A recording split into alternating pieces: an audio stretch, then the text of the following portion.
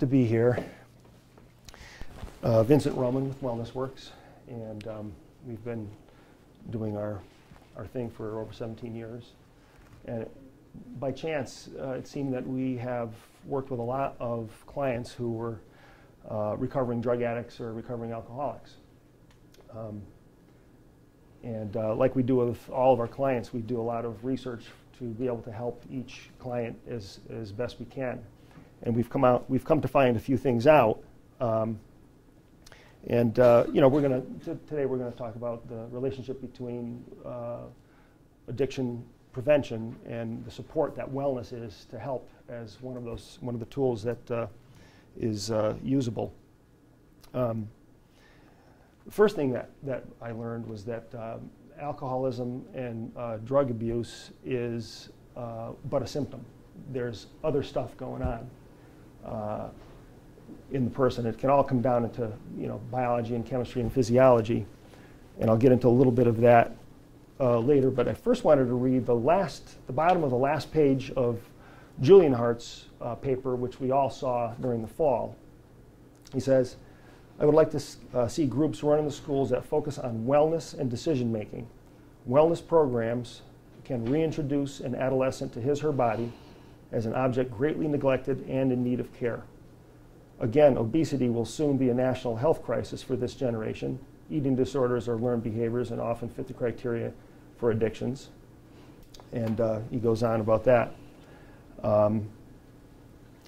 Something else that is important, I think I was talking with a grade school teacher, Christine Como, who's a 30-year vet out in the Torrington area near you.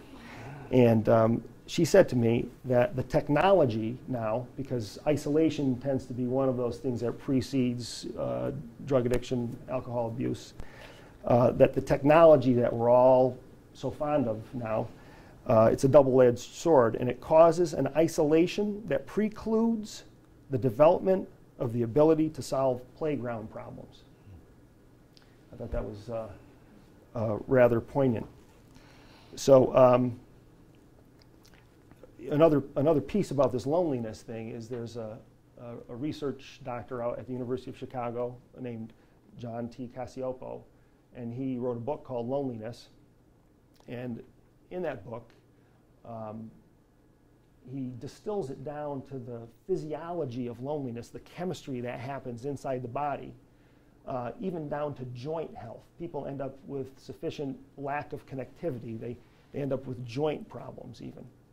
So there's a lot in that book, and I'm not going to get into all the details of that, of course, but these are some of the things that are at the root of drug addiction, alcohol abuse, and some of the things that we cover in WellnessWorks and helping people to develop healthy habits. Social goals are common, exercise goals, nutrition goals. One of the acronyms that they use in the recovery community is HALT, H-A-L-T. If you're hungry, angry, lonely, or tired, you're going to tend to pick up a substance. And it's almost as if the substances that people pick up are a replacement feel-good for the normal biology and physiology that comes from wellness behaviors. So, you know, wellness is chemistry. It's feel-good chemistry. One of our clients said to me that the only thing, he was a recovering drug addict, he said to me, the only thing that people could successfully accuse me of was trying to feel good. And he didn't know how to do it. He didn't have a relationship with his body. There are other things involved with that, the peculiar way that alcoholics and addicts process the chemistry of that substance and so forth that's different than people who aren't in that situation. But each one of those, H, hungry, there's chemistry involved with that. You know, eating the wrong foods at the wrong times. You know, in a school situation, is the kid really angry or does the kid need a sandwich? Angry, there's chemistry to anger. Dr. Sharon Weisselfish Giammatteo, who's a physical therapist, has taught us about the anger chemistry that the Chinese have known about for a long time in Chinese medicine, associated with the liver. Loneliness, which we just talked about, tired. in the 17 years that we've been doing this, we've never had an incoming client who was properly rested. It's hard to imagine that, but quality rest really doesn't have to do with the number of hours that you sleep. It has to do with the state of your hormonal system when you're sleeping, such that your renovation and repair processes are optimized. So we've only had 3 people who were properly hydrated. And caffeine, alcohol, other things are very easy to get these days. And 200 years ago, they weren't easy to get. People drank water. And so we're missing a lot of the basic chemistries. And this is not the total solution for substance abuse prevention, but it's a piece of it. I'm going to ask Pete to speak for a little bit on his experience. And Pete's been a client of ours for a while, and will speak to his experience in how wellness has been effective for him in substance abuse prevention. Okay.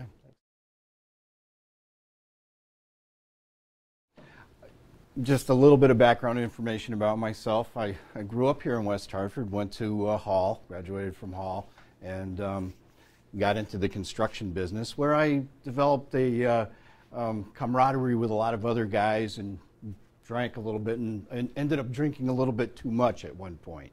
And it was a little over 20 years ago that I got into recovery, and had been working really hard at that for a long time. And I have to be completely honest that my life did get quite a bit better. And recently, to bring this all up to the business of WellnessWorks, recently, a couple of years ago, I had a problem with my hip. And I'd gone to a chiropractor, I'd been to a few doctors, and someone recommended to a physical or a personal trainer, said that may help. So I did. I called up Vincent and got involved in the program that they offer. And I think the biggest, the thing that I found the biggest difference in my life was I became so more effective. I really, I wouldn't say that I was anywhere near interested in alcohol or drugs or anything like that at that point in my life. And just the whole process of some of the small things that I really didn't know about physiology and so forth, the whole caffeine thing, which I was in the dark about. I was apparently one of the very dehydrated people that came into this, Vincent's program. But it really did help to really get my recovery on track. Is it ever over for you? Are you cured? No, I'm not cured. Will you ever be cured? From what I understand of addiction, no, that I am not. I have to continuously work at the process of recovery. And what daily disciplines have, when it comes to wellness, supports your ability to stay in recovery? Relating to wellness, I think probably one of the first ones was the hydration thing. I have switched from coffee and all the other things to water, a little bit more exercise, and I guess that's probably primarily stretching, yoga. Tell us about your sleep history. Yeah, my sleep history was I did have a lot of difficulty with that, and I'm not sure, completely whether that was from lack of overall, physical wellness or not. But I know that since I went through this process with Vincent and the trainers there, that I was able to sleep on a more regular basis, for one thing, and be able to wake up without feeling that I was, needed to sleep for another 3 hours. So I think that, I don't know if that answers your question, but. Yes, it does. Yeah, okay. Okay. A few months ago, we were talking about the separation that families experience from each other, that, a kid in one family will have an addictive problem and another family also have an addictive problem, but they don't talk. And I had the great good fortune of having a conversation with Dr. Roger Lockhart, who is a family therapy professor up in Amherst. And he's also a recovering substance abuse person, and he says that on his literature, so I'm not divulging any confidences in any way. But he, the old model was that if you're a drug addict or if you're an alcoholic, it means you're weak and you have poor willpower or maybe poor morals. And then back in the 1930s or so, they came up with the idea that it's a disease, the disease model. And what Dr. Lockhart is saying is that everybody in the industrialized world is an addict of some kind. And he distills it down to the least common denominator addiction, which is self-righteous thinking. If you think about that for a moment, thinking that you know how it's supposed to go, thinking that your way is the right way, believing in your own thought process without checking with other people, for example. So I want to call a synonym of that delusional thought. So here's a delusional thought that many of us can identify with. I don't have time for exercise. I don't have time to eat properly. I don't have time to rest properly. And those kinds of thoughts are completely untrue. The science shows that when people participate effectively in those wellness behaviors, they are more productive. They get more done. Their earning power goes up. Their school performance improves. So delusional thought is part of the enemy. One last thing that I'd like to say is that we work with families. It's known to be a family disease, as was mentioned, and a lot of times just working with a parent in the family could then filter down into helping the dangerous decade people from 15 to 25. That's been a very common phenomenon in our family of clients.